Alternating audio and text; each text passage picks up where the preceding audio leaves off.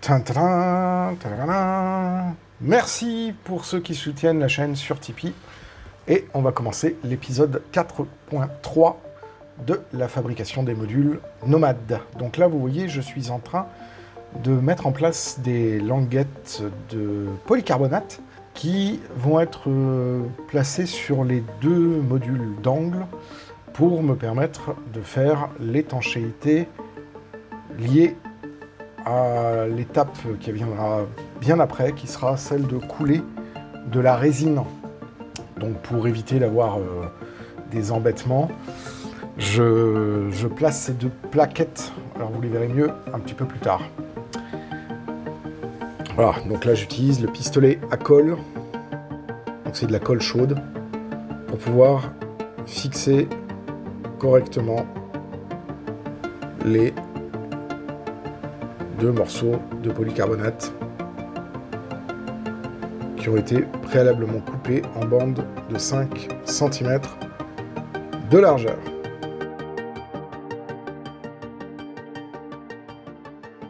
Hop là, on met le morceau de styrodure qui a été coupé de façon adéquate. Je fais un petit chanfrein parce que comme il y a la colle qui est placée, et ben voilà, je fais quelques petites corrections.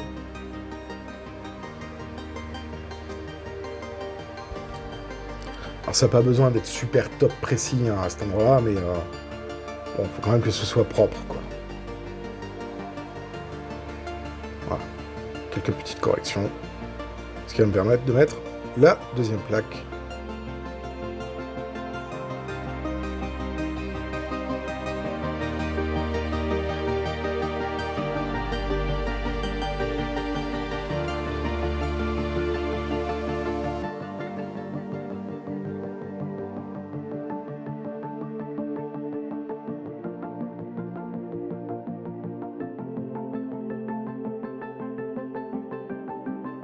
Je remets donc la plaque de styrodure, tout va bien.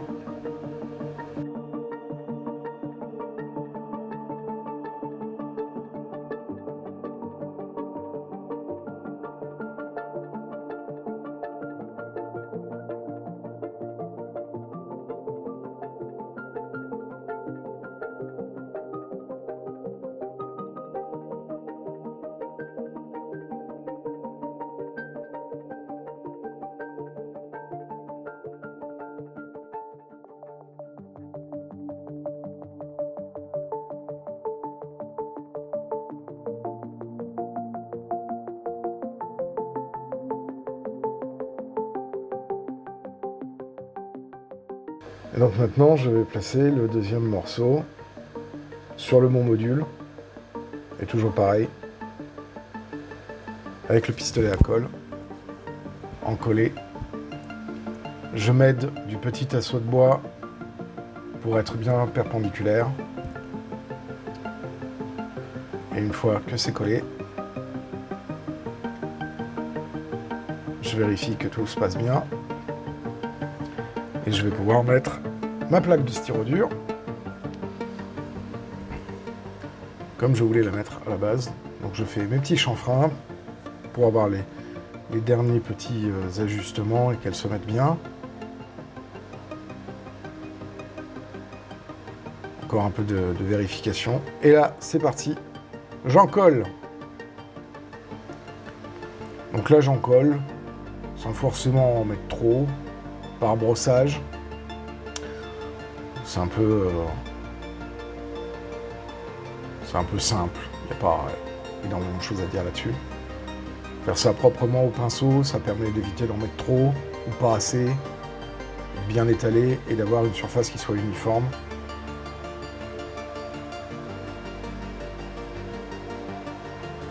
Sur cette étape-là, il n'y a pas grand-chose à dire. Un petit peu sur les tranches. Et voilà! Youhou! Ça s'ajuste bien, tout est bien collé. On va pouvoir mettre des poids. Attendre que ça sèche. Voilà. Boum, boum. Je pose un peu de poids. Maintenant que c'est sec, on va pouvoir continuer. Alors là, on va commencer à attaquer un petit peu le dessin de notre rivière. On essaye de faire ça avec un tracé qui soit à peu près correct. Et on va avoir une zone qui rencontre une paroi dure, et donc du coup qui forme un méandre avec un banc de sable. Et donc là, je fais le tracé, ce qui va me permettre ensuite, après, de pouvoir commencer à mettre les rives. Et je vais avoir beaucoup d'empilement de styrodure à cet endroit.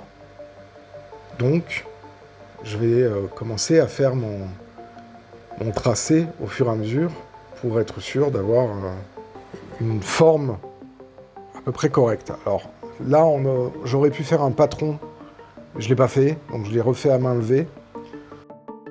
Ça n'a pas beaucoup d'incidence parce que de toute façon, il y aura énormément de modifications qui seront faites au fur et à mesure sur le tracé de la rivière.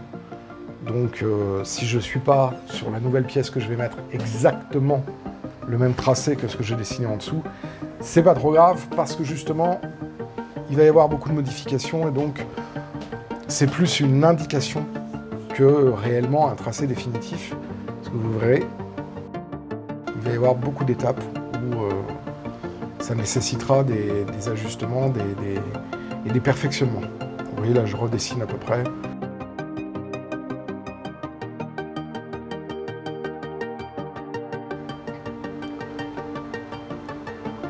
Le dessin d'une dérive, puis je vais le découper.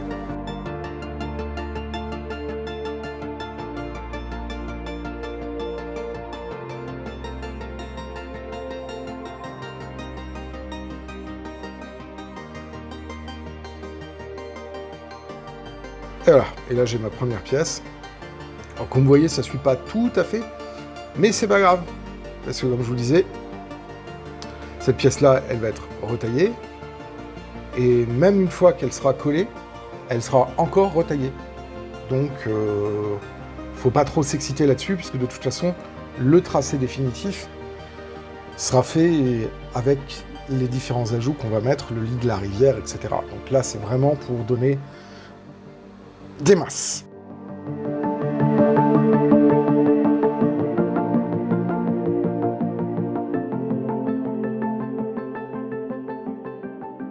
Donc là, ça se fait avec une lame affûtée. Vous voyez, j'ai pas besoin d'utiliser un fil chaud. Avec une lame affûtée, on arrive tout à fait à faire un façonnage plus que correct sur ce genre de matériaux.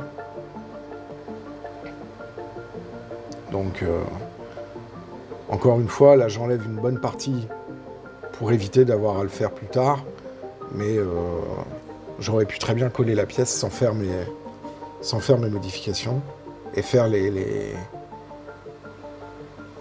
changements un petit peu plus tard. Voilà. Donc là, cette première pièce-là est à peu près correcte visuellement. Et je vais pouvoir attaquer le tracé de la deuxième rive sur le morceau de styrodure restant. Alors là, encore une fois, hein, je n'ai pas besoin que ce soit absolument parfait. Ce qu'il faut, c'est simplement garder l'esprit de mon tracé. Parce qu'une fois que ça sera placé, il y aura des changements qui seront faits, comme je viens de vous le dire.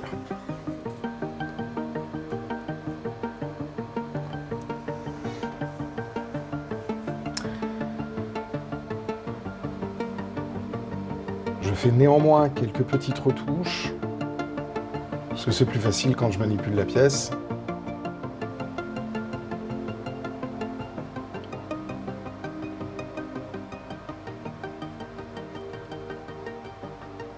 Voilà. Et là, j'ai ma deuxième partie de rive. Donc là, on commence déjà à voir un petit peu le tracé. Et maintenant, je vais coller tout ça avant de passer à la suite. Donc là, encollage généreux, mais pas de surplus. Ça ne sert à rien. Voilà. Ensuite, après, deuxième partie, deuxième pièce. Encollage généreux aussi.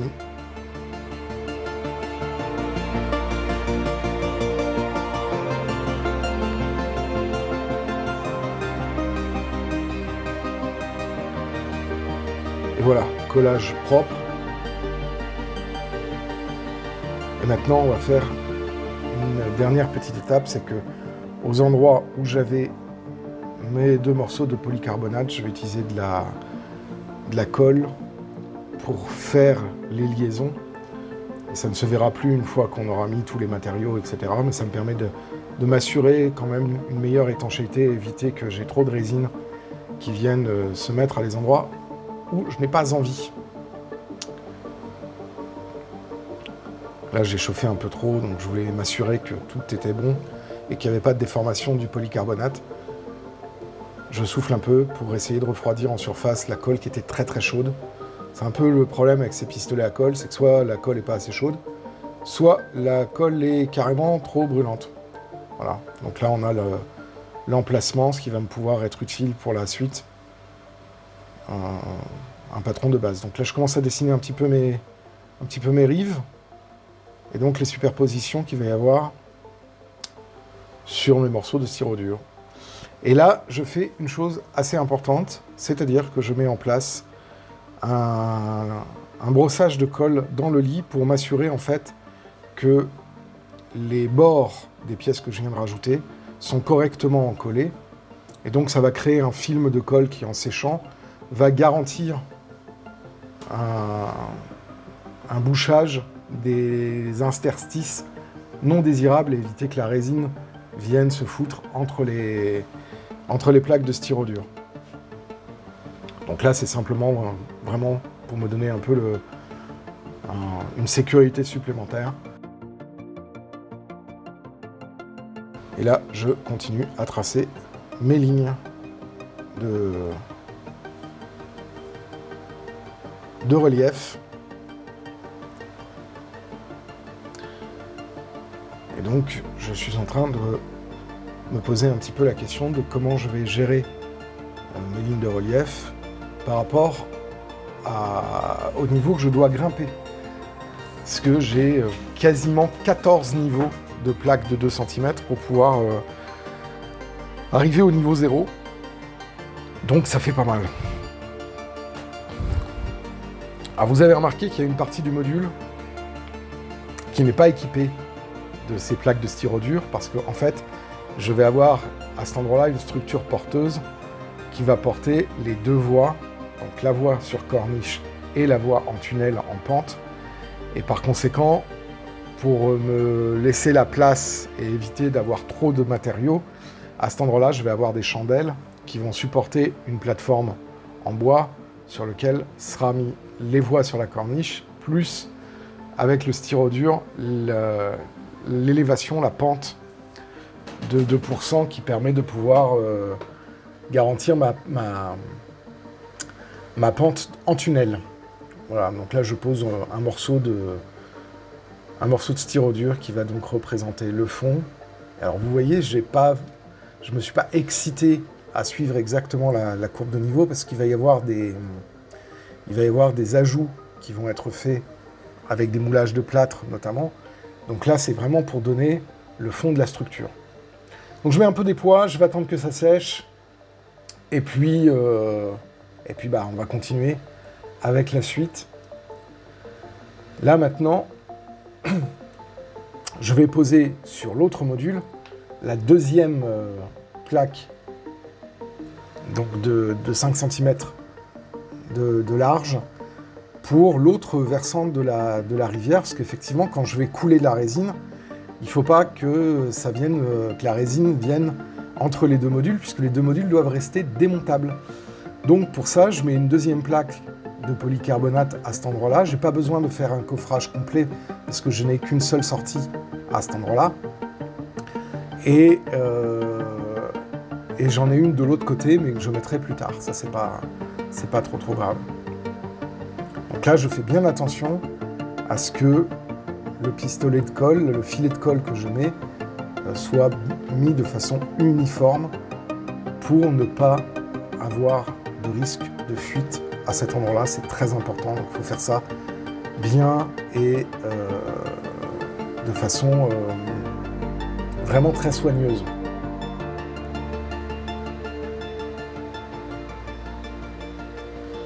Parce que comme j'ai eu la blague avec le ballon de Somniculus, je ne veux pas avoir la même blague à ce moment-là.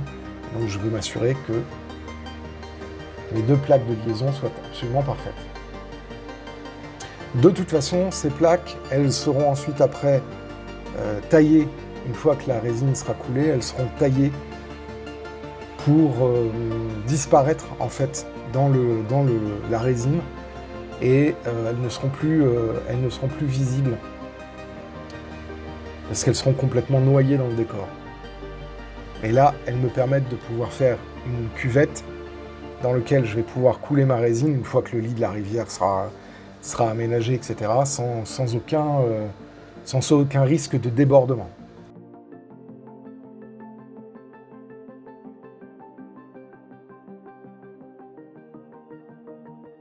L'autre chose que vous voyez s'esquisser, c'est justement le volume de la résine qui devra être coulé.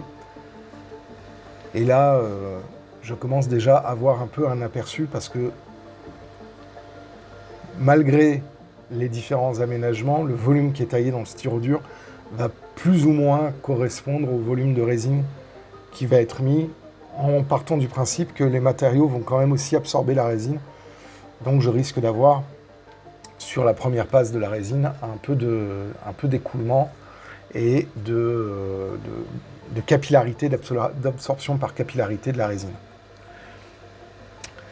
Donc là, ça va conclure l'épisode de ce jour. Vous avez vu, il reste encore énormément de choses à faire. Et là, il faut que, sur cette partie-là, que j'attende que tout soit bien sec. Et je vous propose demain de continuer sur l'autre module, donc avec la pièce que je suis en train de manipuler, pour pouvoir continuer l'autre partie du lit de la rivière avant de continuer l'empilement des différentes couches pour arriver à la construction globale du relief. Parce que dans un deuxième temps, on verra ensuite après la mise en place de la corniche qui va nécessiter un petit peu de travail. C'est pour ça que je ne le fais pas maintenant, parce que je dois commencer à faire les supports. Et vous voyez, il y a une planche en arrière-fond qui, elle aussi, va être fixée définitivement, parce que c'est elle qui va me garantir la rigidité de l'ensemble de la structure que je vais mettre très prochainement. Voilà, j'espère que vous avez aimé cette petite vidéo. Là, je vous ai donc montré un petit peu comment j'ai réalisé la première partie du lit de la rivière. Merci énormément pour toutes les personnes qui laissent des messages dans l'espace commentaire. Merci aussi à toutes les personnes qui font des donations sur Tipeee. Ça nous aide notamment pour acheter les plaques de styrodure ou le polycarbonate. Donc vraiment, merci beaucoup. Et puis, donc demain, on va continuer le lit de la rivière. On va aussi très certainement continuer le rapport de masse sur les 2 modules 218. Et donc, ensuite, après, on pourra continuer la mise en place du relief. C'est d'ailleurs ce que l'on va faire pendant toute cette semaine. Eh bien, moi, je vous dis à très bientôt. Passez une excellente journée. Faites du train si vous en avez l'occasion. Et à demain. Et d'ici là, portez-vous bien.